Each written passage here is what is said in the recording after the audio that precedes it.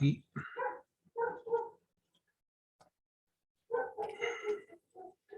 muy bien.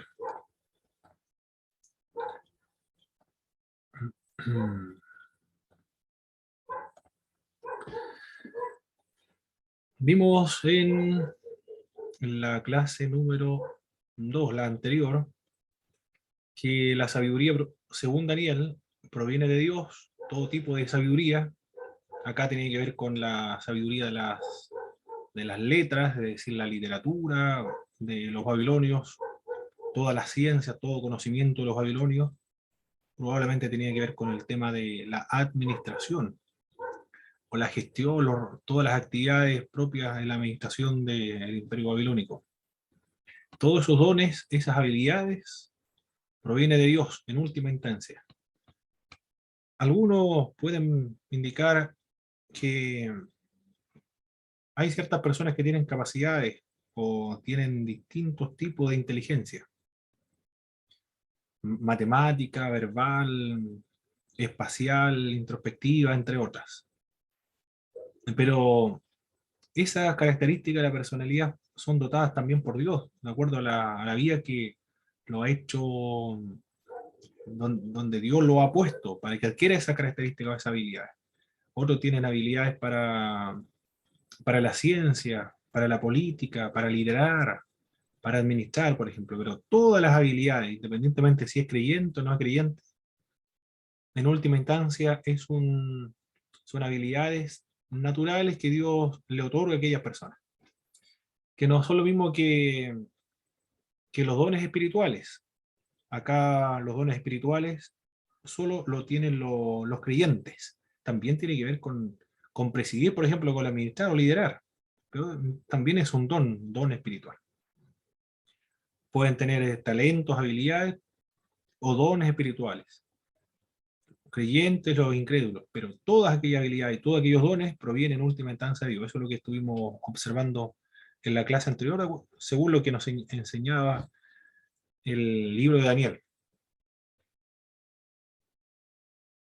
Debe considerarse todo entonces como un don de Dios. ¿Qué imperio representa la imagen que vio Nabucodonosor, según la posición ortodoxa o la posición conservadora o tradicional?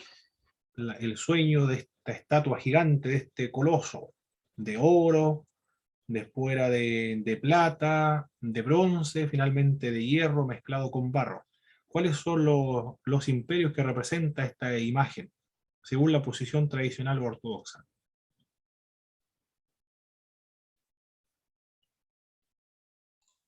Dice que lo identifica como Babilonia, Medio Perfecto, Persia, Grecia y Roma. muy bien. Esa es la posición tradicional u ortodoxa. Cuando decimos ortodoxa nos referimos a la posición más conservadora o a la posición eh, más fundamentalista, más tradicionalista. ¿Por qué se dice que es Roma? Porque se cree lo sobrenatural. Aquellos que sostienen que representa hasta la época de Alejandro Magno y no representa a Roma, porque ellos no creen que una persona, Daniel, pueda predecir lo que va a ocurrir acontecimientos mucho tiempo después de su época. Los críticos señalan que Daniel existió en el siglo segundo antes de Jesucristo. No es el mismo Daniel que nosotros estamos pensando acá, que es el profeta que se lo llevaron en el año 605 a Babilonia. Y va a estar hasta el 538 cuando entre Ciro, la capital de Babilonia. Sino que los críticos sostienen que el que escribe este libro escribe la historia y lo hace pasar como si fuese una profecía, como acontecimientos que van a ocurrir posteriormente a él. Pero en realidad lo que está registrando él es historia, lo está haciendo pasar por profecía. Eso es lo que creen los críticos. Y la razón que ellos presentan es que el género literario que se encuentra en el libro de Daniel es el género apocalíptico, y este género apocalíptico surge durante la cautividad de Antíoco Epífanes o de los griegos, cuando gobernaban el rey de Siria, después que se dividieron el imperio griego, los 4 emperadores, uno de ellos quedó a cargo de aquella región actualmente como Palestina o Judá y Israel. Y en esa opresión de estas personas que perpetraron contra el pueblo de Dios surge la literatura apocalíptica. Por lo tanto, ellos concluyen que Daniel es otro de los tantos géneros apocalípticos y que no existió anteriormente. Por eso que sostienen que no puede referirse a Roma. Pero en cambio la más tradicional señala que son Babilonia, Medo-Persa, griega y Roma. El hombre que existió en el siglo VII, en el año 605, cuando fue llevado a Babilonia, Dios le reveló lo que va a acontecer posteriormente a Babilonia, y después los Medo-Persas, después los griegos, y finalmente los romanos. Y más aún se traslada mucho más al tiempo, más allá de su época. A la época algunos señalan que esta piedra que derriba este coloso es Jesucristo, que va a establecer su gobierno eternamente y para siempre, que ocurrió en la primera venida de Cristo, señalan algunos, otros, los que son más dispensacionalistas. Este punto de vista dispensacionalista es la que prevalece en las iglesias latinoamericanas. Todas nuestras iglesias evangélicas, bueno, evangélicas, cree aquello, con excepción de los que son más de la iglesia de la Reforma, como los luteranos, anglicanos, presbiterianos, las iglesias metodistas, sostiene que no es dispensacionalista, sino que creen el premileniarismo histórico, otros son amilenialistas. Es decir, nos encontramos ya en el milenio. O el dispensacionalismo señala que esa piedra que destroza el coloso representa a Jesucristo en su segunda venida de Cristo, en su segunda venida, cuando venga a establecer su gobierno por 1000 años y después por la eternidad. Bien, este Pe- libro de... ¿Sí? ¿Alguien? Yo, Sí, consulta, los anabaptistas, su postura escatológica es dispensacionalista o no? no lo sé, hermano. No Los creo que, no bautistas, creo, no, espere. De acuerdo a la época, no puede ser dispensacionalista. Porque no. si decimos que es dispensacionalista sería un anacronismo. Es decir, no está conforme a la época. Porque el dispensacionalismo surge en el año 1900, 1880, 1890, pero estamos hablando de esa época, 1900 aproximadamente. Y los anabaptistas son del siglo XVI, estamos hablando de 1500 y tanto. Por lo Ujú. tanto, no existía el dispensacionalismo durante la época de los anabaptistas. Habían algunos anabaptistas, sin embargo, que eran los milenialistas, y el máximo exponente de este movimiento anabaptista milenialista, mmm, no recuerdo el nombre ahora de este promotor, porque eran varios movimientos anabaptistas, pero no eran pacifistas como los otros, como Simon Menon, por ejemplo, los menonitas, Ujú. sino que los milenialistas decían que van a establecer el milenio terrenal aquí en la Tierra, pero por medio de la fuerza de las armas. Eran más revolucionarios y fueron masacrados finalmente por las autoridades alemanas porque ellos querían poner una revuelta, se le conoce también como la revuelta de los campesinos, que iban a establecer el milenio aquí en la Tierra, ellos lo iban a hacer, y esto iba a ser por medio de la fuerza de las armas. Todos los campesinos tomaron armamento. El tema es una mezcla de política, de justicia social, de revolución. Nosotros, si consideramos bien esa historia, lo entenderíamos, porque es la desesperación de alimento, de poder calentarse en el invierno. Ellos fueron al bosque a buscar leña para poder calentarse en el invierno. Y, y los príncipes cercaron esos bosques para que los campesinos no fueran a buscar leña y así no pudiesen calentarse, calefaccionarse en invierno. Por eso que comienza la revuelta de los campesinos, la desesperación. Lo llevó a esa guerra. Murieron finalmente todos. Pero no recuerdo el nombre del que lideró aquello. Pero no eran... Esa era por lo menos una postura escatológica. No sé cuál es la otra postura escatológica de los anabaptistas. No hay libros tampoco para conocer la teología de los anabaptistas en cuanto a la escatología, el tema escatológico. Ningún libro de escatología, de hecho, presenta esta postura de los anabaptistas, como qué es lo que creían ellos. Muy buena pregunta, hermano Christopher. ¿Qué más? Vimos también el tema de la piedra. Bueno, eso fue lo que vimos la semana anterior. Muy bien, vamos inmediatamente a hacer las presentaciones correspondientes a la clase de hoy día. Se ve la presentación completa, ¿verdad? Toda la pantalla. Muy bien. Ya. Eso quiero asegurarme porque a veces no se ve completa.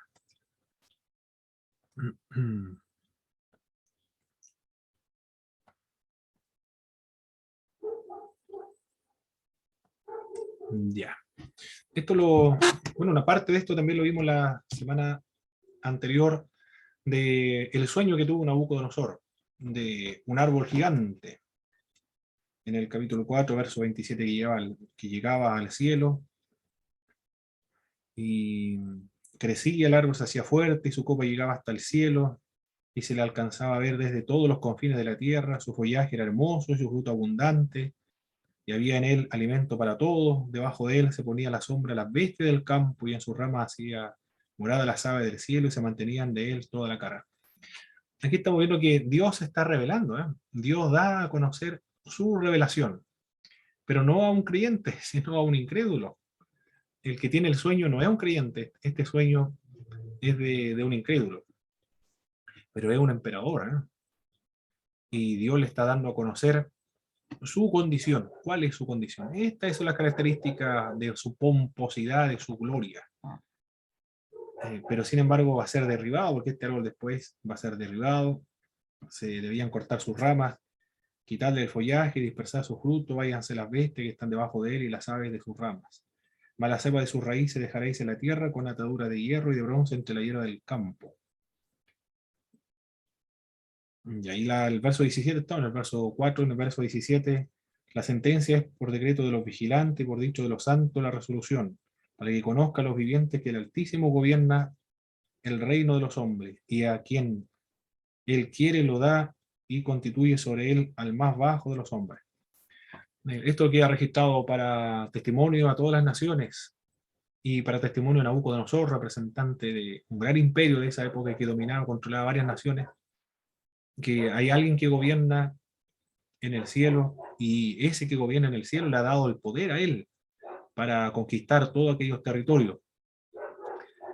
Y también si ha conquistado la tierra de Judá, que es el pueblo de Dios, ya Israel no existe, existe Judá.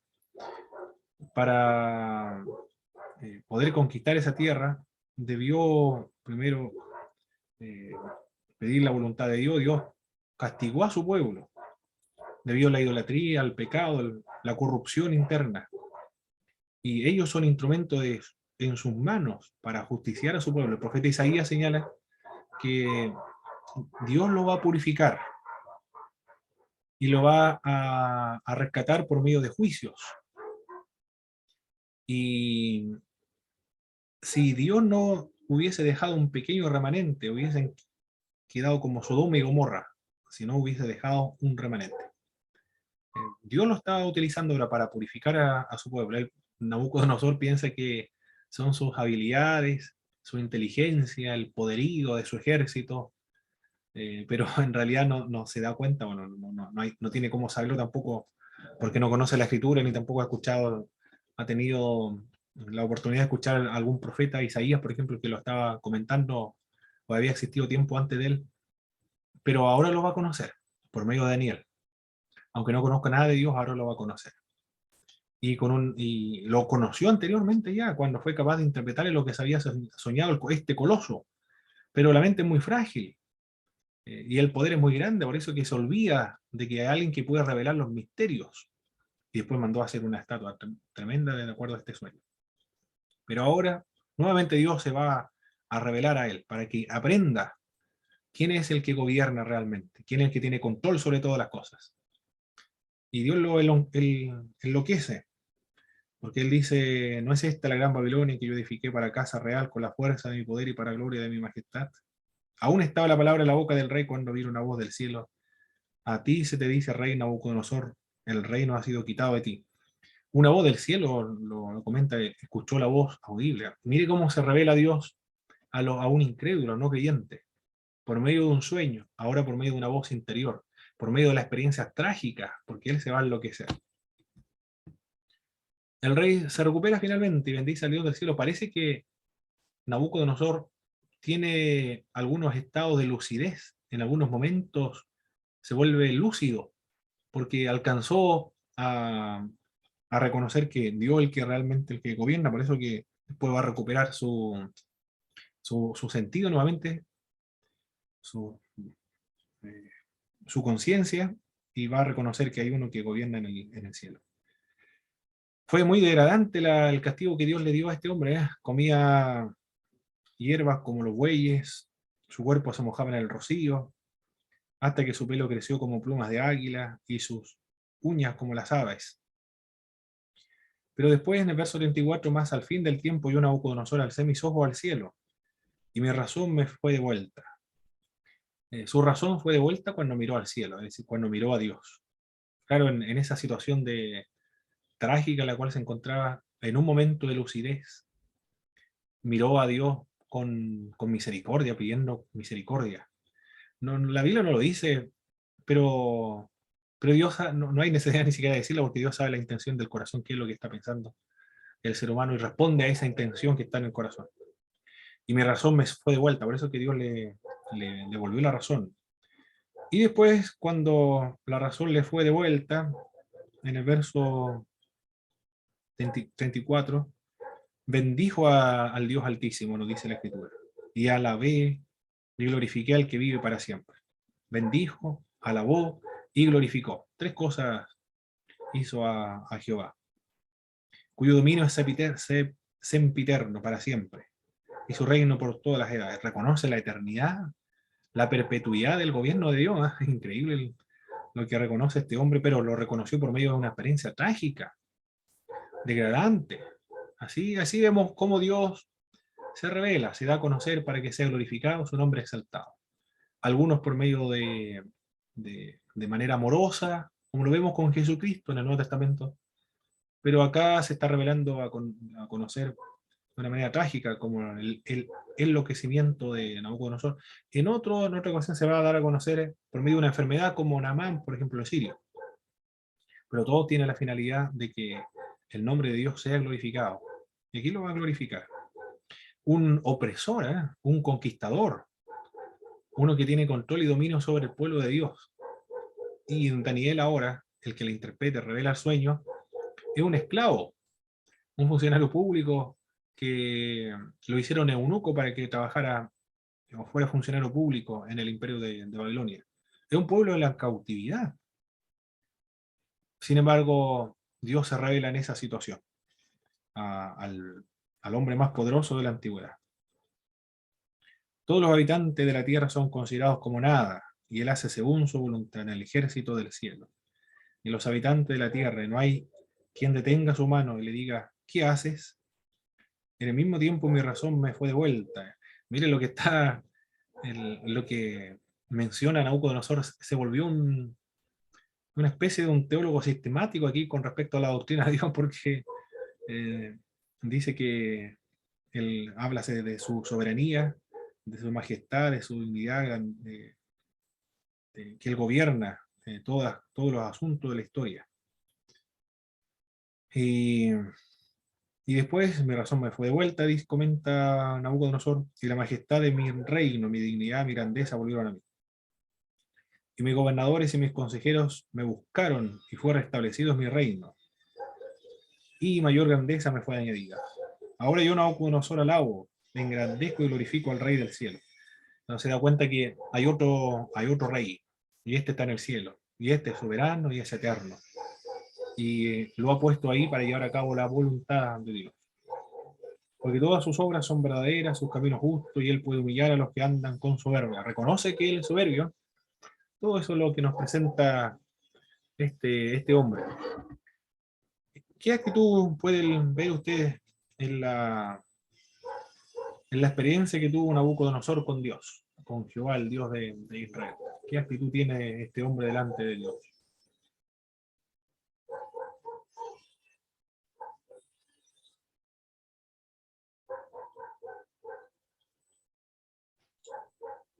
Bueno, al final de los 7 años, Dios, como ya sabemos, tuvo que humillar a Nabucodonosor para que él se diera cuenta que Dios era el único que tenía el dominio y el poder.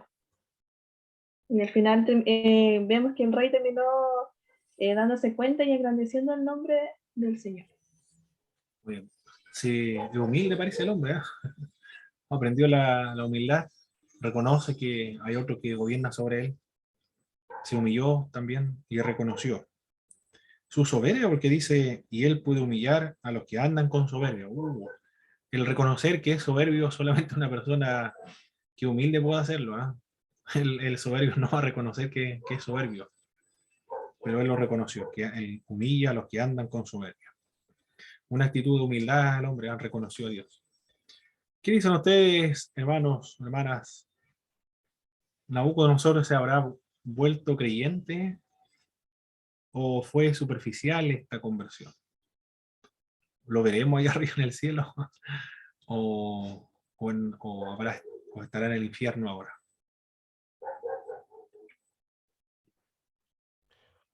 Es un caso de laboratorio Nabucodonosor, profe, porque Dios toma a alguien pagano, Sí, idólatra, lo transforma en el proceso y finalmente ese pagano termina glorificando a Dios.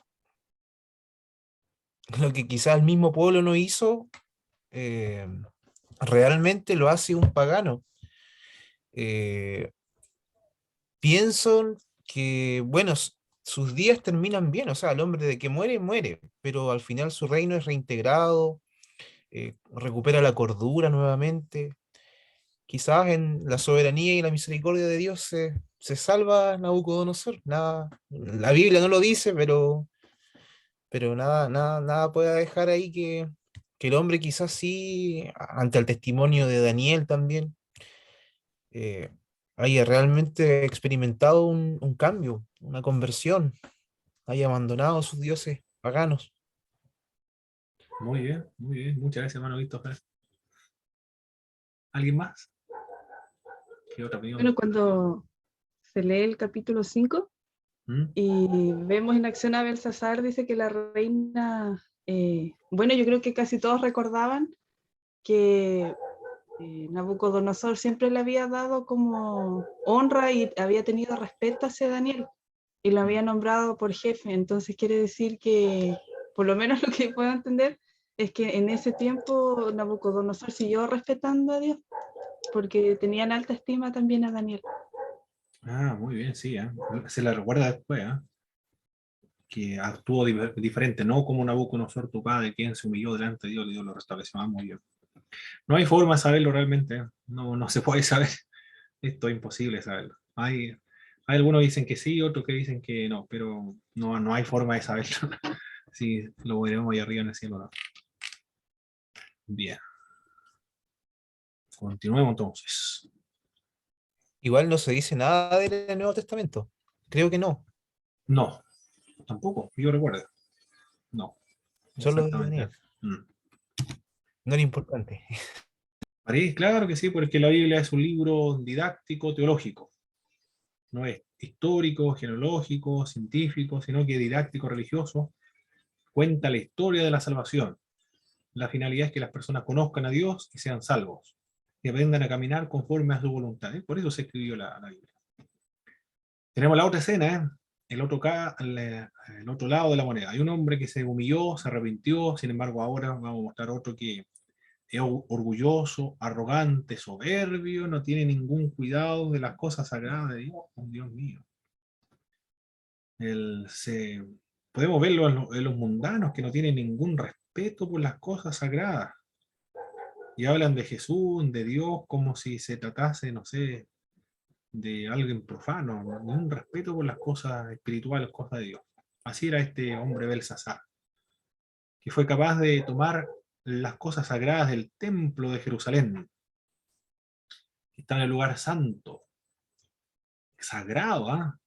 Puesto allí para el servicio de Dios, y esos mismos vasos ellos lo van a utilizar para emborracharse. Imagínense, las cosas sagradas siendo utilizadas para cosas profanas, para emborracharse juntamente con todos sus amigos. Bueno, en esa borrachera va a aparecer en la mano de Dios, ¿ah? Y apareció visiblemente. Bueno, esto se le denomina teofanía. No es que Dios tenga, tenga una mano así, porque Dios es espíritu y un espíritu no tiene carne ni cuerpo, pero aparece una mano y escribe en la pared. Todos quedaron asombrados. Este es una Rembrandt, el que en 1636 pintó esta figura, ¿eh? Extraordinaria, mirar la figura, el rostro del hombre, como está sorprendido la gente igual. Y alguien está sirviendo, ahí parece que se le cae el vino, lo que están tomando. No se le pasó la borrachera con el temor, ¿ah? Porque el lenguaje, algunos dicen, la forma de hablar de Belsasar es todavía de una persona ebria. No sé si con el susto se le pasará la borrachera a la gente, no sé. Todo esto se encuentra en el capítulo 5, claro, el Belsasar. El rey Belsasar hizo un gran banquete a 1000 de sus príncipes, y en su presencia los 1000 bebían vino. El verso 5 al verso 4, por favor, hermana Belén. Capítulo 5, verso 4. Por favor, sí. Ver capítulo 5, verso del 2 al verso 4, por favor. Belsasar, con el gusto del vino, mandó a que trajesen los vasos de oro y de plata que Nabucodonosor, su padre, había traído del templo de Jerusalén, para que bebiesen con ellos el rey y sus grandes, sus mujeres y sus concubinas. Entonces fueron traídos los vasos de oro que habían traído del templo de la casa de Dios que estaba en Jerusalén, y bebieron en ellos el rey y sus príncipes, sus mujeres y sus concubinas. Bebieron vino y alabaron a los dioses de oro y de plata, de bronce, de hierro, de madera y de piedra. Terrible lo que hicieron, ¿eh? Primero están bebiendo vino para emborracharse. Parece que tenía ciertas nociones Belsasar de que esos vasos no eran cualquier vaso, ¿eh? Porque ellos se emborracharon primero y después en su borrachera, con el gusto del vino, nos dice el verso 2, mandó que trajese los vasos de oro y plata que su papá había traído de Jerusalén, del templo de Jerusalén. Parece que quiere humillar a Dios aquí, me da la impresión. Quiere avergonzar o humillar al Dios bíblico, por eso que después que se emborrachan en eso, siguen bebiendo más. Pero si hubiese estado sobrio, no hubiese tomado estos vasos de plata y de oro, estos vasos de oro. Y van a concluir su profanación, su sacrilegio, alabando a sus propios dioses de oro y de plata, de bronce, de hierro, de madera y de piedra. Así concluyen su profanación y su sacrilegio. Pero aparece en el verso 5 al verso 12 la escritura en la pared. Claro, quedó asombrado los reyes y todos sus invitados, ¿no? Lo menciona el texto bíblico. El rey palideció, sus pensamientos lo turbaron y se debilitaron sus lomos y sus rodillas daban la una contra la otra. La figura que emplea comenzaron las rodillas a tambalear, a darse una contra la otra. Y el rey gritó en alta voz que hiciesen venir magos, caldeos adivinos. Ya. Si alguien es capaz de interpretar esta inscripción en la pared, dijo el rey Belsasar, yo lo haré tercer señor en el reino. Esta parte es muy importante porque dijo el tercer señor en el reino. La palabra que se tradujo tercer señor significa uno de los tres. ¿Y cuáles son estos tres? Si solamente está Belsasar, ¿y quién más está gobernando aparte de Belsasar? Mira, aquí tenemos que situarnos en la historia. Él dice tercer señor en el reino. ¿Y quién era el segundo entonces para que hiciera a Daniel el tercer señor en el reino? ¿Creen ustedes, hermanos, hermanas? Era Nabónido, su padre, que había Muy tenido bien. problemas con los sacerdotes. Muy Peleando. bien, muy bien, pues. De acuerdo a ese antecedente de lo hará tercer señor en el reino, nos damos cuenta que este Daniel no existió en el siglo II, como señalan los críticos, sino que este hombre es protagonista de los eventos que está comentando. Es un testigo ocular de los acontecimientos que narra. Estaba ahí presente y él fue el que interpretó esto. Por eso que lo deja muy bien registrado. Nabónido sería uno, Belsasar y Daniel. Esta porción explica contundentemente que el narrador se encuentra como testigo ocular de estos acontecimientos. Mandan a llamar a Daniel. Eso lo dice, describe el verso 10, el verso 14. Y las palabras que va a hablar acá Belsasar son, efectivamente, dice algunos comentaristas bíblicos, como la de un borracho, un hombre que todavía está bajo la influencia del alcohol. Las alusiones al origen y a la edad de Daniel, probablemente a estas alturas, por lo que dice Belsasar, al origen y la edad de este hombre de Daniel, debió haber tenido entonces a estas alturas 80 años de edad, aproximadamente, no es que haya tenido así 80 años, pero aproximadamente 80 años de edad. Como uno de los cautivos de Judá, que el rey, mi padre, Nabucodonosor, trajo de Judá. Es la manera de hablar autosegura y degradante propio de un borracho. Daniel interpreta los sueños. Esto se encuentra en la sección del verso 13 al verso 30. En esta interpretación del sueño le recuerda la soberanía de Dios. El verso 17. Dios es el que gobierna sobre todas las cosas. ¿Por qué no lo ha reconocido así? Entonces Daniel le respondió y dijo: delante del rey tus dones sean para ti, y da tu recompensa a otros. Leeré la escritura al rey y le daré la interpretación. El Altísimo Dios, oh rey, dio a Nabucodonosor tu padre, el reino, la grandeza, la gloria y la majestad. Le recuerda lo que le dio Jehová a su papá. Y glorificó. Su papá no es su papá en realidad, sino que es su descendiente. Cuando habla acerca de tu padre, sabemos que no es literal. ¿Cómo se denomina esta figura literaria, hermanos, hermanas, cuando alude a Nabucodonosor como tu padre, o hijo de tal persona, o hijo de David, por ejemplo? No es literal, tiene un nombre específico. ¿Cómo se le denomina esto? Es un modismo hebraico. ¿Y cómo se llama ese modismo?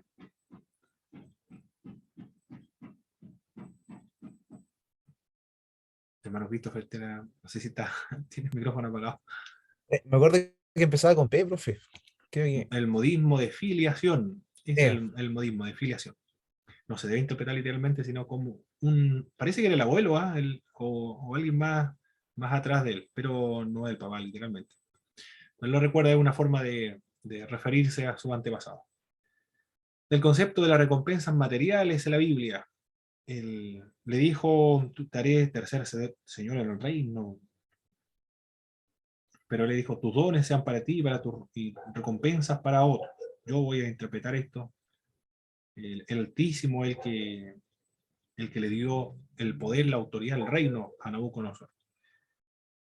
Leeré la escritura al rey, le daré la interpretación. El hombre de Dios nos dice Evis Carballosa en un libro muy importante. Bueno, por aquí lo tengo. ¿Dónde está aquí? Uy, ahora me cambié de silla. Está más alta ahora.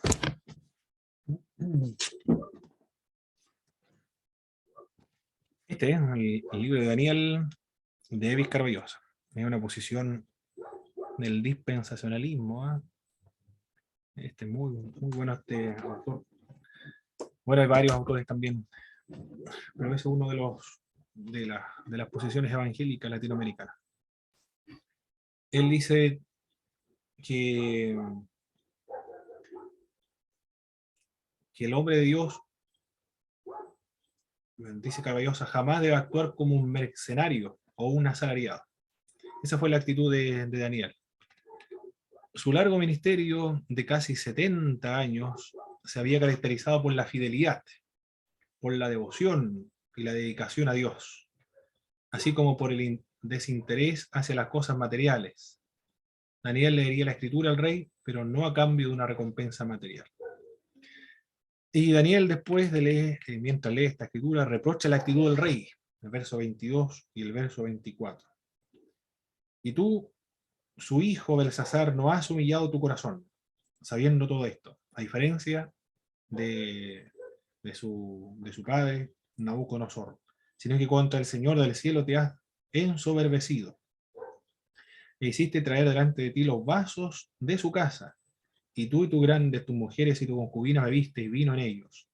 Además de esto, diste alabanza a dioses de plata y de oro, de bronce, de hierro, de madera, y de piedra, que ni ven ni oyen, ni saben, y al Dios en cuya mano está tu vida, y cuyos son todos tus caminos, nunca honraste. Es muy claro, se ofendió realmente Dios aquí.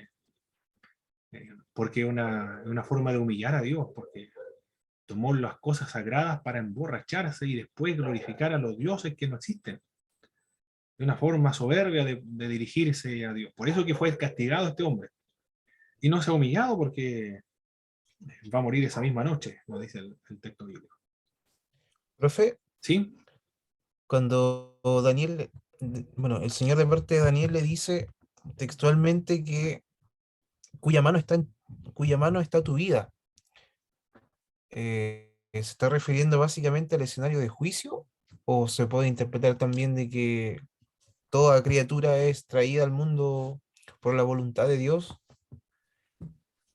sea de la raza que sea? No sabría decirle qué quiso decir específicamente en esa porción bíblica, pero se pueden entender yo lo entiendo o lo puedo entender en los dos sentidos, ¿ah? Porque los dos sentidos en última instancia estarían correctos, no estaría errado. Eh,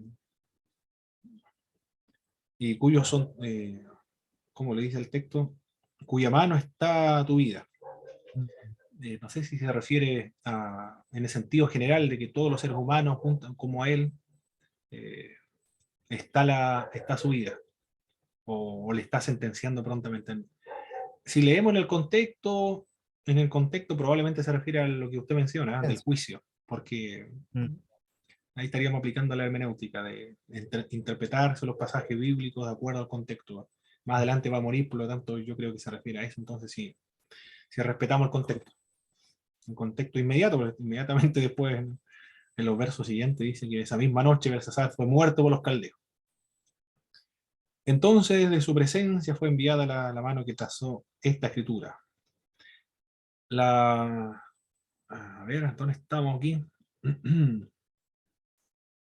Bueno, reprocha la actitud, el significado del sueño, la muerte del rey y el nuevo monarca. Bueno, se describe más adelante.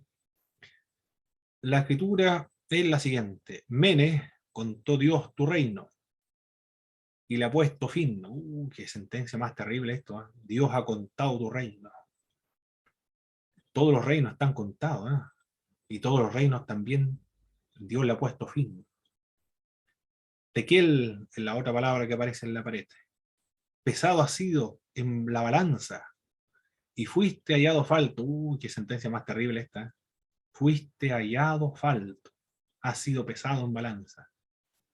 Y Pérez, tu reino ha sido roto y dado a los medos y dado a los persas. Esa fue la sentencia que Dios le dio por medio de Daniel a este ofensor, a este sacrílego, a este soberbio, que no tuvo ningún reparo, ningún temor de tomar las cosas sagradas y emborracharse y adorar a dioses inexistentes que estaban en su imaginación.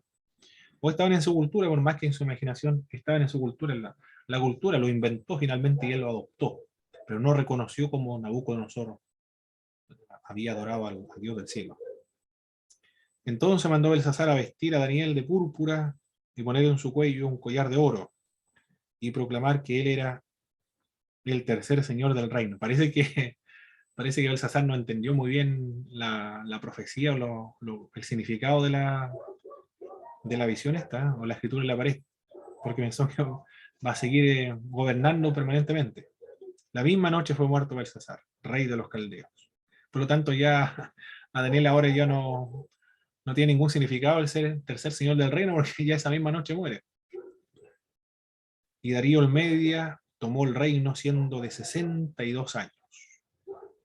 Muy bien. Las características de Belsasar, bueno, vemos el verso 3, sacrílego, uno de ellos. Esa es la primera. ¿Qué otra característica usted logra ver de este hombre? Aparte de ser sacrílego, que toma las cosas sagradas para emborracharse.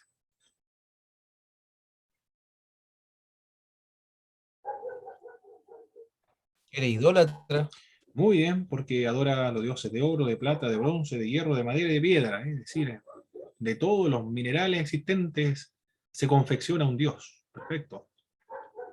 En el verso 22, ¿qué otra característica vemos Y de ahí hecho, de... profe, ¿Sí? es que cuando se refiere a Dios, cuando Daniel interpreta el sueño, siempre lo nombra como los dioses santos están dentro de ti, refiriéndose al poder que Dios ejercía en Daniel para interpretar sus sueños. Y su padre de inmediato reconocía a Dios como el Altísimo, el Soberano, el que reina por siempre. Exacto, sí, sí, Tiene sí. una concepción totalmente distorsionada. Es un idólatra. Es que cambiar una cosmovisión también de la noche a la mañana, difícil. Pero Nabucodonosor lo reconoce, impresionante esto, ¿eh? Claro que esta experiencia trágica con Nabucodonosor igual. Tuvo harto tiempo en esa condición. En cambio, él una noche simplemente de una experiencia con Dios. El verso 22, ¿qué, qué otra característica podemos notar de Belsasar en este verso? Era soberbio porque no se humillaba. Muy bien, la soberbia, no se humilló este hombre, como que otra persona en la Biblia no se humilla, sino que endurece su corazón, es soberbio. Igual que Faraón. Faraón también, ¿qué otro personaje más en la Biblia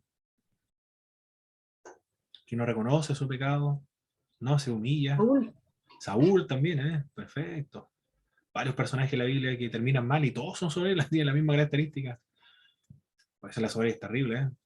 Pero no solamente los asuntos espirituales, sino también los asuntos políticos, en la administración, en las empresas, o en cualquier área, la soberbia es terrible, porque impide que el ser humano crezca. Esa es la razón. No recibe consejos que van a ayudar a la persona a crecer, porque por la soberbia le impide aquello. Porque el reconocer su error y recibir el consejo de otro ya es una muestra para ellos, lo más probable es que estén pensando en su mente de debilidad o falta de sabiduría, no sé, ¿cómo lo verá? Ya, no humilla su corazón. Sea verso 23, ¿qué más la otra característica de este hombre, verso 23?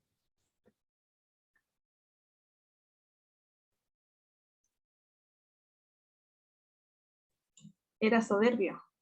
Soberbio contra el Dios del cielo, verso 23, y nunca honró a Dios, como su padre Nabucodonosor, después de haber sufrido esta terrible humillación, reconoció que hay un Dios del cielo altísimo que gobierna sobre todas las cosas, y él da los reinos y quita los reinos, y el poder a los gobiernos. En cambio, este hombre no reconoce nada de Dios. Toda la gloria se lo da a los dioses de sus respectivas naciones. Bien, en estas otras visiones también apocalípticas, estamos estudiando géneros apocalípticos, ya hemos visto cuáles son las características de los géneros apocalípticos de la Biblia. En el capítulo 7, Daniel tiene una visión, 4 bestias, bestias terribles. En el primer año de Belsasar, rey de Babilonia, tuvo Daniel un sueño y visiones de su cabeza mientras estaba en su lecho. Luego escribió el sueño y le relató relató lo principal del asunto. Que bueno, gracias a Dios lo relató para ver de qué se trataba esto, ¿eh? Estaba en su lecho, en su cama, y tuvo un sueño en y visiones. Sueño y visiones, dos formas en que Dios revela. Vamos a ver el significado de este sueño, de estas bestias. En el capítulo 7, verso 4, ve una bestia como león.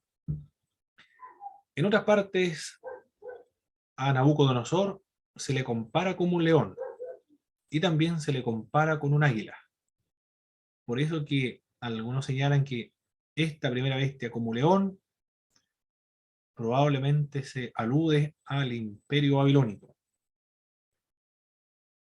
La primera era como león y tenía alas de águila. Yo estaba mirando hasta que sus alas fueron arrancadas y fue levantada del suelo y se puso enhiesta sobre los pies a manera de hombre y le fue dado corazón de hombre. En otra parte de la escritura, Jeremías representa a Nabucodonosor como león y el profeta Ezequiel representa a Nabucodonosor como un águila.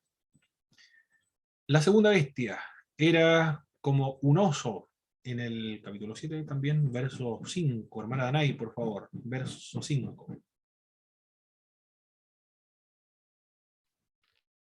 Luego vi una segunda bestia que se parecía a un oso. Se levantó sobre uno de sus costados y llevaba 3 costillas entre los dientes. Y oí una voz que le decía, levántate, devora la carne de mucha gente. Muy bien. Perfecto, esta es la segunda bestia entonces. Era como un oso. Los intérpretes la identifican con los medos y los persas por su austeridad y también por su crueldad. El profeta Isaías también habla acerca de la crueldad y la austeridad de este pueblo, los medos y los persas. La tercera bestia, en el verso 6, hermana Belén, por favor.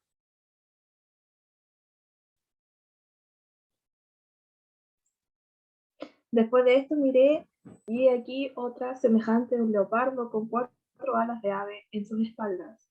Tenía también esta bestia 4 cabezas y le fue dado dominio. Ahí tenemos una bestia de 4 cabezas.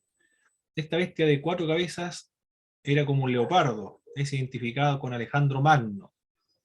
La bestia tiene 4 alas, por la rapidez con la que conquistó su imperio. Por eso se menciona las 4 alas, porque es rápido en cuanto a conquistar su imperio. Ahí tenemos se logra ver un poco la imagen.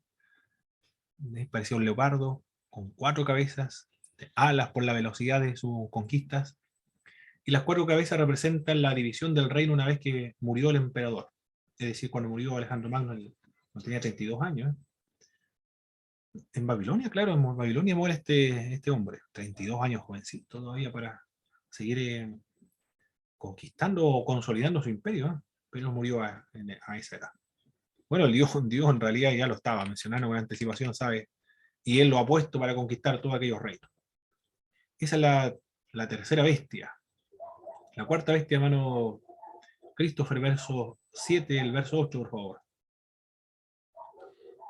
Después de esto miraba yo las visiones de la noche, y he aquí la cuarta bestia, espantosa y terrible en gran manera, fuerte, la cual tenía unos dientes grandes de hierro, devoraba y desmenuzaba, y las sobras hollaba con sus pies, y era muy diferente de todas las bestias que vi antes de ella, y tenía 10 cuernos.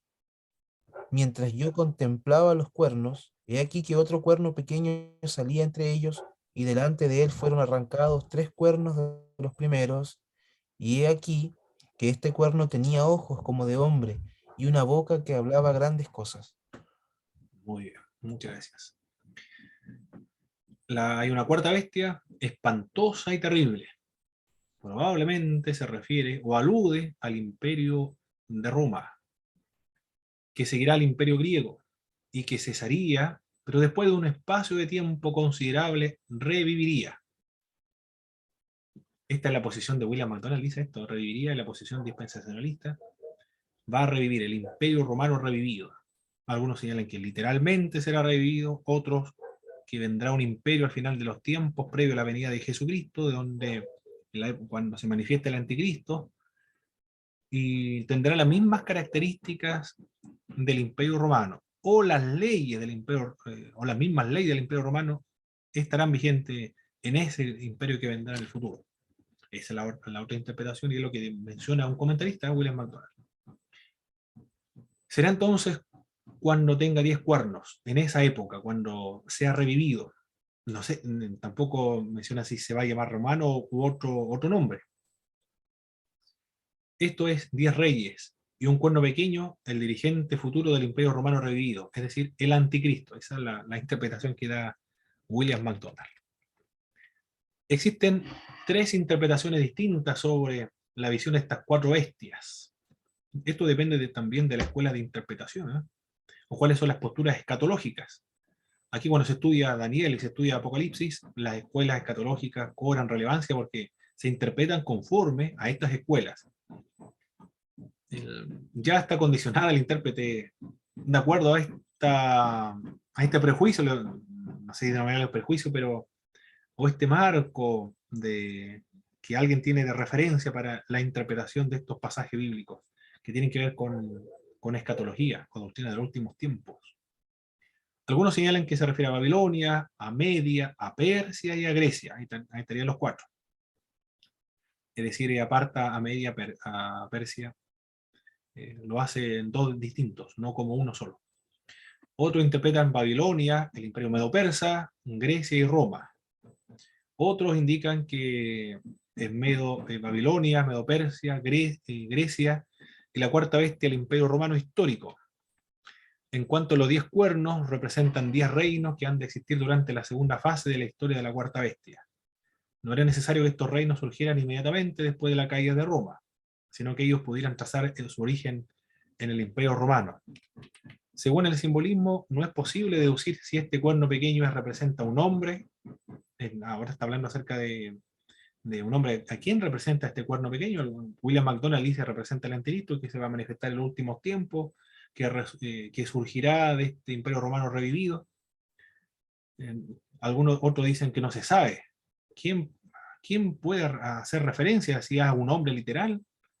O puede hacer referencia también este cuerno pequeño a un gobierno o a una coalición de gobiernos, o también puede referirse a una ideología. No se sabe qué puede ser este cuerno pequeño. Un hombre, un gobierno, una coalición, una ideología. Complejo estos temas de la escatología. Hay que acostumbrarse a tantas interpretaciones cuando se trabaja con escatología. En Apocalipsis también hay varias interpretaciones. Por eso algunos tienen miedo de enseñar Apocalipsis porque dicen es muy enredado, tiene demasiadas interpretaciones.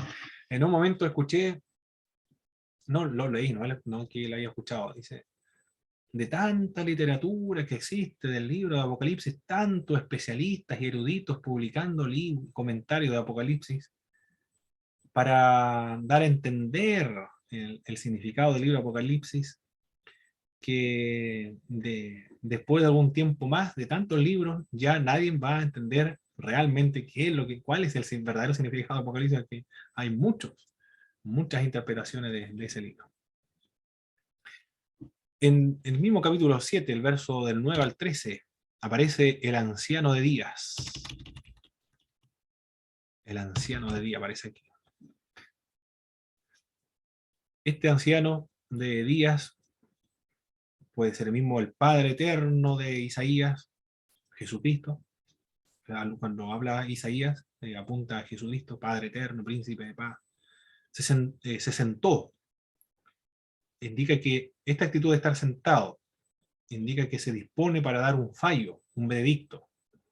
Está vestido de blanco para indicar su pureza judicial de juez y de todas las cosas juntamente a él. Esta figura también se encuentra en Apocalipsis capítulo 1, verso 14. Como la llama veloz también. Los juicios de Dios son más rápidos de caer donde Él quiere. Los libros fueron abiertos. Esta imagen se repite nuevamente en el libro de Apocalipsis. Los libros fueron abiertos, el cual uno de ellos es el libro de la vida. Algunos indican que hay un libro de las obras, el otro libro de los recuerdos, el otro libro de la vida. No sé si el único que se menciona es el libro de la vida, con mayor seguridad. Cada uno será juzgado de acuerdo a las cosas que están escritas en su libro. Entonces debe haber un libro de las obras, entonces donde se están ordenando todas las obras. Porque cada uno será juzgado conforme a la obra de cada uno que haya hecho en el cuerpo. Este ser juzgado de acuerdo a las obras no tiene la misma idea de ser salvo por medio de las obras, porque uno es salvo por medio de la fe. Pero las obras tienen importancia o tienen relevancia en cuanto al grado de castigo o al grado de recompensa. Aquella persona que es como Hitler, Mao Zedong, como Stalin, o cualquier otro, Mussolini, por ejemplo. ¿Quién más? No sé si denominarle a Putin también cabrá dentro de esta categoría o no. Pero aquellas personas que hayan sido más terribles, más sanguinarias, más sádicas, serán castigadas en el infierno con mayor severidad que aquella persona que simplemente no creyó y que vivió una vida honesta, limpia, que no le hizo mal a nadie. También será ir al infierno porque fue incrédulo, pero que no va a recibir el mismo grado de castigo en el infierno que los otros sanguinarios, personas terroríficas, estos líderes dictatoriales. Del mismo modo que el salvo será juzgado conforme a las obras. Aquel creyente que más obró será recompensado más que aquel que haya obrado menos. Claro que aquí estas buenas obras no son los hechos concretos, los resultados, los frutos que se pueden ver en cuanto a la obra que se realizó por el Señor. Porque Dios juzga también la intención por la cual obró. Va más allá del asunto, ¿eh? No solamente obrar, sino la intención por la cual obró. ¿Por qué obró? Porque pudo haber obrado también para vanagloria suya, por competencia, en fin, muchas razones por las cuales se puede obrar, pero serán recompensados aquellos que obraron con buenas intenciones, con sinceridad por amor a Dios. Bien, la bestia también, el verso 11, el fin de la bestia, el pasaje paralelo se encuentra en Apocalipsis, donde el anticristo será arrojado junto con el falso profeta al lago de fuego y azufre. Acá en el verso 11, yo entonces miraba a causa del sonido de las grandes palabras que hablaba el cuerno, miraba hasta que mataron a la bestia y su cuerpo fue destrozado y entregado para ser quemado en el fuego. Son las mismas imágenes, son paralelos al libro de Apocalipsis. Por eso que se estudia simultáneamente el libro de Daniel y el libro de Apocalipsis. El Hijo del Hombre también, en el capítulo 7, verso 14 al verso 15, bueno, está muy claro ahí. ¿Quién no puede aludir a este Hijo de Hombre? Está muy sumamente claro acá, verso 14 al verso 15.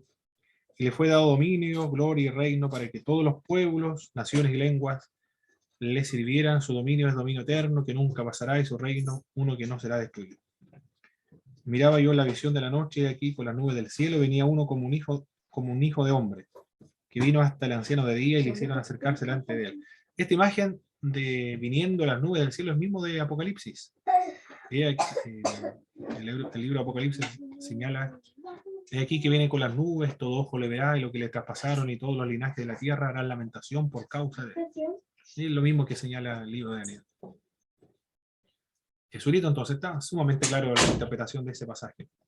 La interpretación de las visiones en del verso 16 al 28. El carácter del cuerno pequeño, este cuerno pequeño, ¿quién podría representar este cuerno pequeño? Hay dos posturas. Antíoco IV, denominado Antíoco Epífanes, y la otra postura es el anticristo. No tiene que ser necesariamente uno solamente, porque cuando se estudia estos temas de profecía o de escatología, podemos hacer, recuerda usted, en la hermenéutica o la exégesis de la literatura apocalíptica, considerar el sensus plenior, o el doble cumplimiento de la profecía. El significado de una profecía o el acontecimiento de una profecía no agota el significado de esa profecía. Cuando se cumple la profecía, no lo agota porque puede tener otro significado o cumplimiento, un doble cumplimiento, algunos dicen triple cumplimiento. Por eso que cuando se estudia aquí, no necesariamente si concluimos que es Antíoco Epífanes, no podría ser el anticristo porque ya se cumplió la época de Antíoco Epífanes.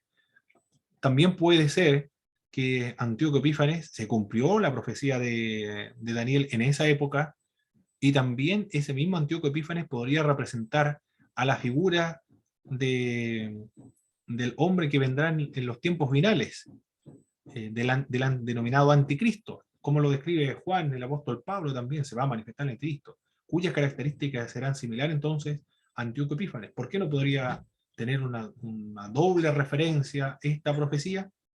Por supuesto que podría tener, no habría problema. No habría problema en cuanto a la hermenéutica o la exégesis, porque es posible que el género apocalíptico tenga una doble referencia de la profecía. El tiempos y el medio y medio tiempo, ¿a qué podría referirse esto? Tiempo y medio tiempo.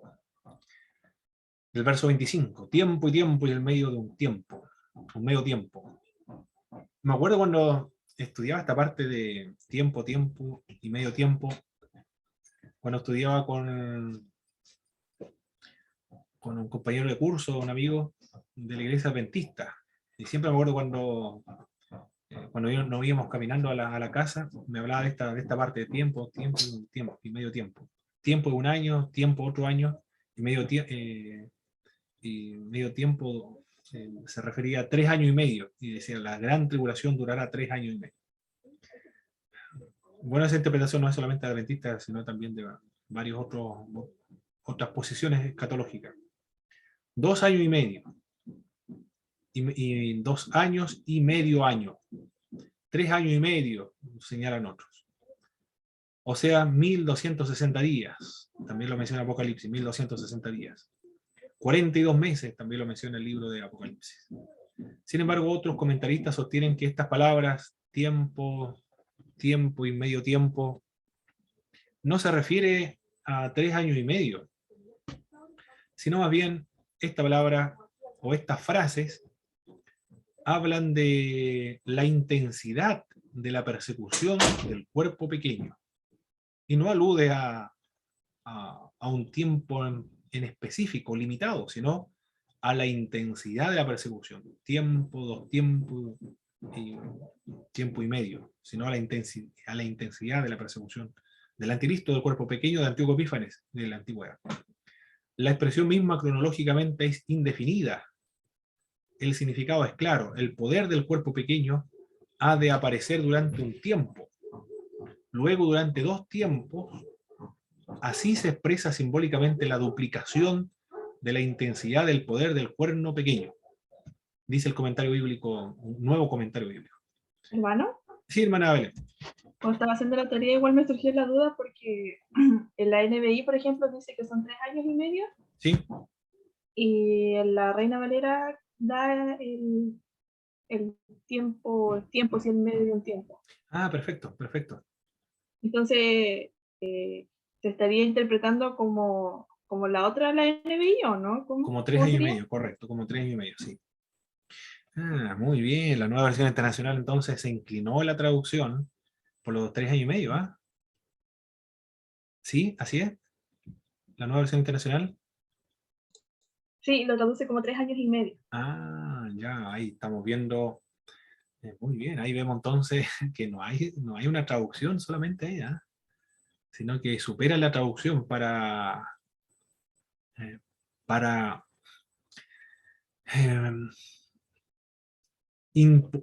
poner ¿cómo le podemos denominar? Una interpretación o una corriente interpretativa. Podríamos decir así, podríamos decir eso, ¿eh? Una postura interpretativa en cuanto a esa traducción. Muy bien, hermana Valera, no lo había visto eso, ¿eh? La Reina Valera no lo presenta, no presenta postura escatológica, sino que lo menciona tiempo, 2 tiempos, medio tiempo. Muy bien.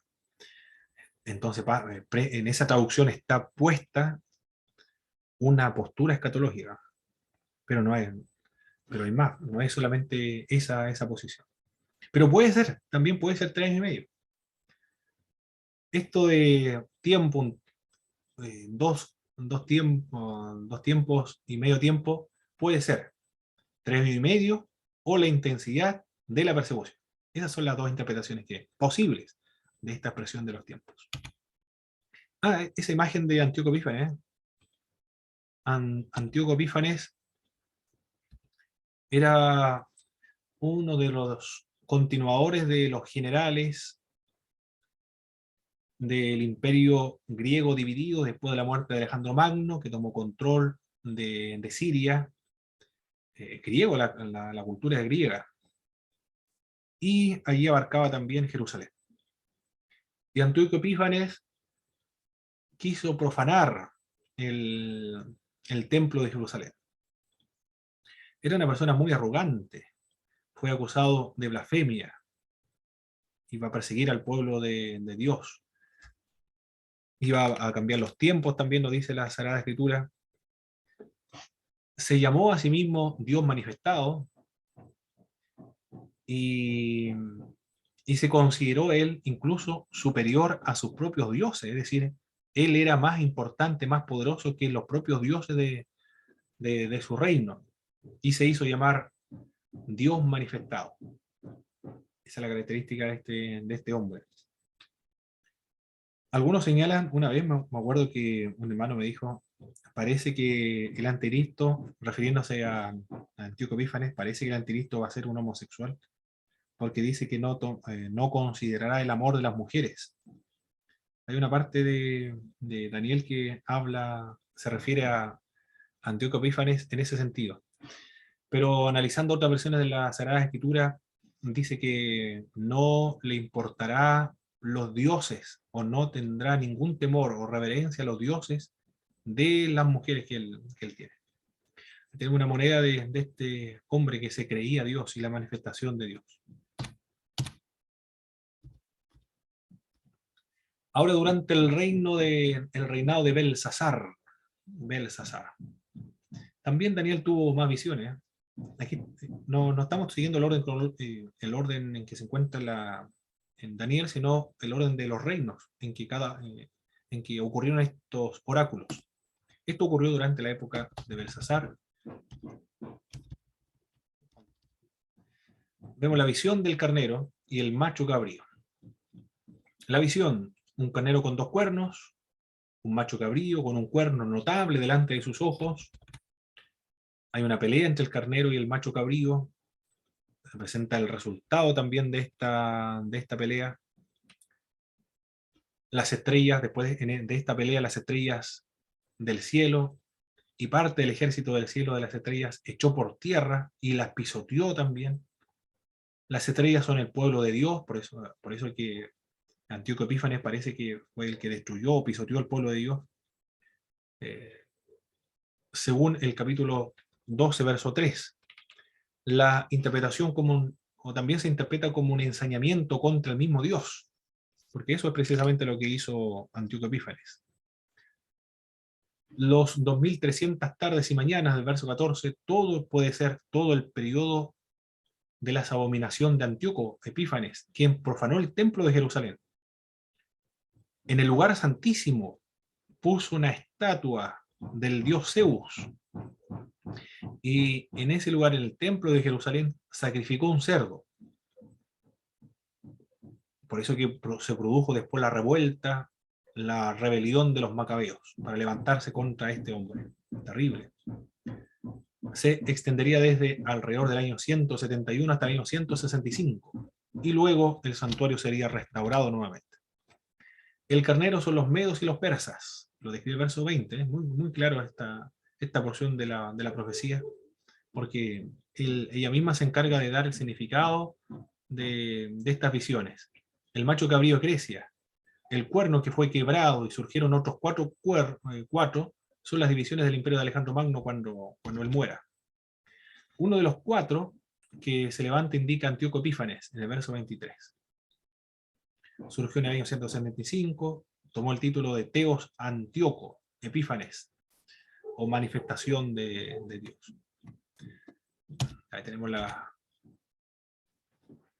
visión y el significado de esta porción, de esta visión de Daniel. Ahora, Daniel durante la época del reinado de Darío. ¿Quién era Darío? Puede ser que sea Gubarú, dicen algunos comentaristas bíblicos. ¿Quién fue el gobernador designado por Ciro el Grande? Darío entonces no es el emperador del imperio de los medos persas, porque el emperador es Ciro, pero dejó a otra persona ahí, se le denomina Darío en el libro de Daniel, y en los textos seculares se conoce como Gubarú. Es la opinión que parece tener más fuerza. Este era Darío entonces. En esta sección, bueno, vamos a avanzar rápido aquí, en esta parte. En el capítulo 6, verso del 1 al 28, Dios conserva el honor en la tierra profana. El honor de Dios es conservada en la tierra profana de la cautividad para el pueblo de Israel. De acuerdo a las concepciones antiguas, los países que eran capaces de conquistar a otros indicaba que los dioses de esos países eran más poderosos que los dioses de las tierras o de las naciones vencidas. Por eso que acá Dios va a indicar que esa como visión, esa comprensión o esa idea que tienen las naciones conquistadoras es errada. Y hay otra razón por la cual Jehová, el Dios del pueblo de Israel, ha permitido que su pueblo sea llevado al cautiverio. Lo dicen los profetas Isaías, Jeremías, el profeta Ezequiel también, para purificar a su pueblo como un acto de justicia, para consagrar y hacer volver al pueblo a él nuevamente. Y aquí Dios va a conservar su honor en la tierra profana para que esa idea no prevalezca. Darío, el rey de Babilonia, después de la gran liberación de Daniel de las fauces de los leones, va a glorificar a Dios, porque aquí se va a dictar un edicto. Los sátrapas, los gobernadores, se va a despertar la envidia por Daniel. Andan buscando alguna razón para condenarlo, pero no encuentran nada en Daniel. Es un hombre realmente que cumple fielmente todo lo que Dios le ha dado. No hay nada, no hay ninguna falta que pueda ser hallado en él. Por lo tanto, ¿qué hicieron los sátrapas? Los gobernadores inventaron una ley para que no hubiese ninguna persona en el imperio que pidiese a sus respectivos dioses sin antes habérselo pedido a Darío. Y entonces se firmó ese edicto que no podía ser anulado posteriormente. Y Daniel, al enterarse del edicto de este rey, siguió y continuó orando a su Dios. Y así lo acusaron y lo arrojaron a la jaula de los leones. Fue liberado y después los leones van a comerse a aquellos que tramaron mal contra Daniel. Pero después de la liberación de los leones de parte de Daniel, ¿qué va a hacer el rey de Babilonia? Va a glorificar a Dios. Reconoce que Dios es el Dios Dios viviente y que permanece por los siglos. Lo que está reconociendo acá Darío es lo mismo que ya había reconocido Nabucodonosor anteriormente. Y su reino no será jamás destruido, y su dominio permanece hasta el fin. Eso es lo que dice el verso 26. Porque el Dios viviente permanece por los siglos, su reino no será jamás destruido, su dominio perdurará hasta el fin. Él salva y libra, y hace señales y maravillas en el cielo y en la tierra. Él ha librado a Daniel del poder de los leones. Y este Daniel prosperó durante el reinado de Darío y durante el reinado de Ciro el persa. Increíble lo que menciona estos reyes, ¿eh? Una comprensión de Dios acabada. Bueno, parece que Dios le habrá estado dando a conocer quién realmente es, porque al decir su reino permanece hasta el fin, nunca será destruido, Él es el Dios viviente, permanece por los siglos de los siglos, está reconociendo la eternidad de Dios acá. Tiene una comprensión distinta como los paganos tienen de sus respectivos dioses. Bueno, Dios se está manifestando en la tierra de la cautividad. Daniel confiesa luego el pecado en el capítulo 9, el pecado del pueblo, lee los libros, esto está en el capítulo 9, y comienza a contar los años. Va a dirigirse al libro del profeta Jeremías. En el año primero de su reinado, yo, Daniel, miré atentamente los libros, el número de los años de que habló Jehová al profeta Jeremías, que había de cumplirse las desolaciones de Jerusalén en 70 años. Se preservó el libro del profeta Jeremías y Daniel tiene acceso a este libro y lee que son 70 años que van a estar en la cautividad. Y apela a los atributos de Dios. ¿Cuáles son los atributos de Dios en esta sección? Del verso 4 y verso 18. Estamos en el capítulo 9. Él es justo y es misericordioso. Es justo en castigar a su pueblo al llevarlo a Babilonia y es misericordioso al tenerlo solamente 70 años y después van a regresar nuevamente. Los pecados del pueblo que ha caracterizado históricamente al pueblo de Israel, su rebeldía, han sido desobedientes, no guardaron la ley, no se convirtieron al Señor. Por eso se encuentran en Babilonia, que lo menciona también Daniel. Rebeldía, desobediencia, no guardaron la ley, no se convirtieron. Los mismos pecados que menciona el profeta Isaías, aquí el profeta Daniel los recuerda. Recibe revelaciones de los acontecimientos futuros y la muerte del Mesías después de las 70 semanas. Todo eso es lo que se le da a conocer. El tema de las 70 semanas de Daniel, hay 4 interpretaciones. 70 semanas están destinadas para tu pueblo. Son las siguientes. La escuela racionalista considera el pasaje como una cuestión totalmente del pasado. Según esta escuela, el libro de Daniel fue escrito cerca del año 165 antes de Cristo, de modo que su autor escribió asuntos que ya habían ocurrido. Claro, son racionalistas, no creen que Daniel puede escribir acontecimientos futuros porque no creen en lo sobrenatural. Otra escuela de Edward Young, este punto es amilenarista. Aunque no todos los de esta posición teológica están de acuerdo con sus conclusiones tocante a este tema. Las 70 semanas tuvieron su cumplimiento en el pasado, sostiene este punto de vista. Pero de la manera siguiente. La semana del verso 1 al 7 se cumplieron en el tiempo de Ciro y Nehemías, es decir, en el año 440 ya se cumplió. La semana 8 al 69 se cumplieron entre el tiempo de Nehemías y el nacimiento de Cristo. La primera mitad de la semana 70 se cumplió entre el nacimiento de Cristo y su muerte en la cruz. La mitad de la semana 70 se cumplió entre la muerte de Cristo y la destrucción de Jerusalén por los romanos en el año 70 después de Cristo. Es decir, estas 70 semanas ya todo se cumplieron, según este punto de vista. La tercera escuela está representada por otro autor, Cale, punto de vista amilenarista también. Lo amilenarista es que ya nosotros no encontramos el milenio, no hay milenio. Las semanas, aunque simbólicas, se cumplen del modo siguiente. La semana 1 al 7 ven su cumplimiento con la primera venida de Cristo. La semana 8 al 69 se cumplirán con la aparición del anticristo. La semana 70 se cumplirá con los hechos que culminan con la segunda venida de Cristo. Esa es la postura tercera, son simbólicas, estas 70 semanas. La cuarta escuela de interpretación es la que siguen los teólogos premilenaristas. Aquí estamos los que creemos más, el punto de vista de toda nuestra iglesia también, son premilenaristas. Esta escuela sostiene que las 70 semanas equivalen a un periodo de 490 años literales. 79 de esas semanas tuvieron su cumplimiento poco antes de la crucifixión de Cristo. Entre la semana 79 y la 70 hay un intervalo de tiempo en el que Dios está cumpliendo su propósito durante esta edad presente. La última semana, la número 70, aguarda un cumplimiento futuro que se corresponderá con los juicios de la tribulación y la aparición del anticristo, culminando con la segunda venida de Cristo para establecer su reinado en gloria. Mire, 4 escuelas de interpretación tratando, rajuñando, esforzándose para identificar a qué se refiere esta 70 semanas. Increíble, impresionante cómo se agotan las personas, estudian estas 70 semanas para ver lo que significa.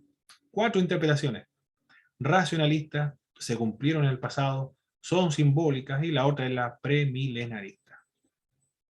Por eso algunos tienen temor de estudiar esta literatura. Daniel o Apocalipsis es muy compleja, tantas escuelas de interpretación.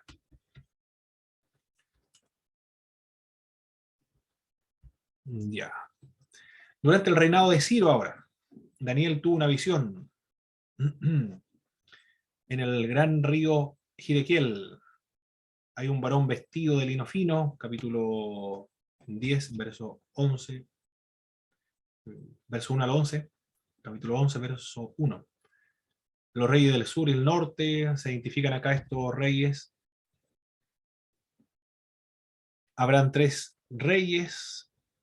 En Persia, después Ciro, lo seguirá Cambises, Esmerdis, Istaspes, el cuarto será Jerjes, que se levantará contra Grecia. El rey valiente es Alejandro Magno, que cuando se haya levantado su reino será quebrantado. Cuando Alejandro murió en Babilonia solo tenía 32 años, y la muerte del emperador, su reino se dividió en 4 partes, los 4 generales. Bueno, de eso estaría hablando esta parte que es más histórica, ya se cumplió en esa fecha. Y aquí termina este libro. En el capítulo 12 se produce la resurrección política, habla acerca de la resurrección política de los judíos bajo los macabeos, es el punto de partida de la transición de la resurrección literal, que ha de seguir a la destrucción del anticristo por la venida de Cristo en gloria. El lenguaje aquí pasa del acontecimiento cercano al más lejano, al cual solo es del todo aplicable. Esta sección dice: al final de los tiempos, todos los que se levantarán los muertos del sepulcro, unos se levantarán para resurrección de vida, y otros se levantarán para vergüenza y confusión perpetua. Y esto acontecerá en los últimos tiempos. La aplicación es que va a revivir durante la época de los macabeos el pueblo de Israel, pero también se aplica a la resurrección final de toda la humanidad, tanto creyentes como de incrédulos. Y después la visión de 2 varones. Los comentaristas identifican los tiempo y la mitad de un tiempo, a 3 años y medio de la gran tribulación. Los números de los 1290 días simbolizan el periodo de persecución de Antíoco Epífanes, y los 1335 días, aparentemente todo el periodo de la persecución hasta la consumación de todos los tiempos. Ahí tenemos una imagen de los hermanos macabeos que son condenados a muerte por Antíoco Epífanes, de Giovanni Domenico. Oye, eso fue lo que teníamos que ver en esta parte. Bueno, ya concluimos el libro de Daniel, ya estamos en la hora ya. ¿Alguna opinión, algo que decir acerca de sus lecturas también al responder sus tareas del libro de Daniel, hermana Belén, hermana Danay?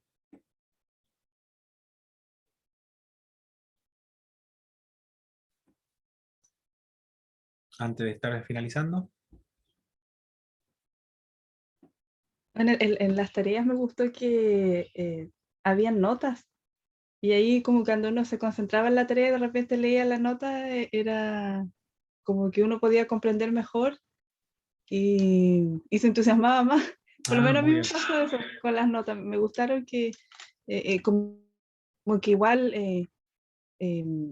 ay, ¿cómo lo puedo decir? Hacía más completa lo que uno estaba estudiando. Así que en ese sentido, cuando estaba haciendo la tarea, me gustó eso. Perfecto. Y viendo todo bueno, el libro de Daniel, uno puede ver la sabiduría de Dios, porque uno se cabecea aquí y allá y hay tantos eruditos y interpretaciones, pero Dios conoce todas las cosas y Él ha ordenado todos los hechos según su voluntad. Y uno puede admirar la grandeza de Dios, porque muchas veces nosotros decimos que alabamos a Dios y que Él es el creador de todas las cosas, pero el verlas y ver cómo se están cumpliendo, cómo se cumplieron y cómo se van a cumplir, nos da una mirada de Dios diferente. Y eso aumenta nuestra fe, nos llena de gozo igual, y nos ayuda a seguir caminando en el Evangelio sabiendo que Dios ya ha provisto todo para su pueblo. Eso, mi hermano. Y tiene todo controlado, ahí sabe el futuro, todo lo que va a ocurrir más adelante. Y hasta la consumación de los tiempos, igual la eternidad.